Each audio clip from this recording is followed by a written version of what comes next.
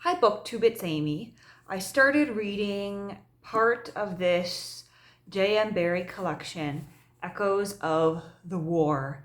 And the first story in this, The Old Lady Shows Her Medals, is one of the sweetest stories that I've read recently. So it's set during the First World War, and it opens with these older women all sitting around having tea in Mrs. Dowie's apartment. And they all have husbands or sons off at war, and Mrs. Dowie's son Kenneth is at the front, and she's very proud of the fact that he's a member of the Black Watch.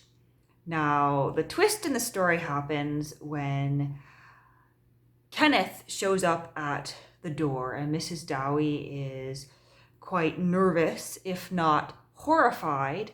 She asks the other women to leave because she's never met this man. He is not her son. In fact, she has no son, and she has just selected the name of a soldier from a newspaper and claimed him as her son.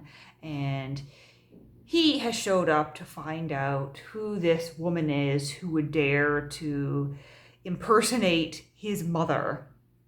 And things kind of roll from there, and the ending is quite good as well because we really get this description, this metaphor really of her medals.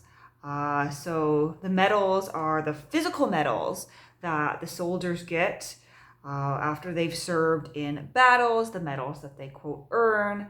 But then there is also the metaphorical medals that Mrs. Dowie is really looking to have. She has decided to pretend to have a son, not because she has, impure motives or because there's anything sinister about her. Rather, she is feeling excluded and left out of society and also out of the war effort.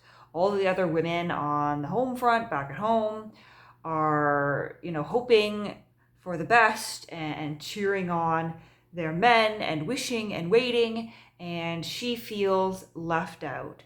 In fact, there is a conversation between some of the women in the opening of this story where they are talking about how certain women without men at the front really have no right to do certain things. They have no right to buy flags. They have no right to be sad or to talk about certain subjects. And so Mrs. Dowie has, invented this son to join in this social group. And she's quite poor. She's described as living in a one-room apartment, although she describes it as 2 rooms. She's got some interesting gadgets going on, a bed that folds out of a chest of drawers or out of the wall. It sounds like she has a wash tub hidden in the top of a dresser. And you can just imagine this tiny cluttered room with all these sort of half rooms. You've got aspects of the kitchen, aspects of the bathroom, aspects of the bedroom. And so it's this sweet story about what happens when they meet and the aftermath and how she gets her medal. So it's definitely something I would recommend. So far, this is turning out to be a great collection by J.M.Barrie. And next up, I'll see what the new word is all about.